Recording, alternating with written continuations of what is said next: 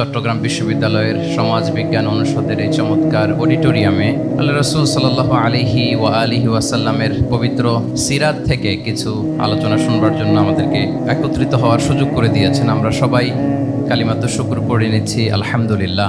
যে টপিকটির উপর আজকের সিরাত প্রোগ্রামে কিছু কথা আমি উপস্থাপন করবার চেষ্টা করব সেটা হচ্ছে প্রফেটিক লিডারশিপ, অর্থাৎ নববী নেতৃত্ব। আল্লাহ রাসূল সাল্লাল্লাহু আলাইহি ওয়াসাল্লামের নেতৃত্বের ধরন কেমন ছিল, কৌশলগুলো কেমন ছিল, স্ট্র্যাটেজি কেমন ছিল, রূপরেখা কেমন ছিল, এবং সেখান থেকে লেসন নিয়ে বর্তমান নেতৃত্বকে আমরা কিভাবে আরো ডেভেলপ করতে পারি, ইমপ্রুভ করতে পারি, এ নিয়ে সামান্য কিছু কথা আজকের এই প্রোগ্রামে আমি উপস্থাপন করার চেষ্টা করবো ইনশাআল্লাহ বিইذনিল্লাহ। তো মূল আলোচনাতে যাওয়ার আগে আমাদের শুরুতে নেতৃত্ব জিনিসটা কি, what is leadership, what is the essence of leadership, এই বিষয়টা ক্লিয়ার হইতে হবে। এটা ক্লিয়ার হলে আমরা পুরো আলোচনাটা খুব ভালো করে উপভোগ করতে পারবো ইনশাআল্লাহ।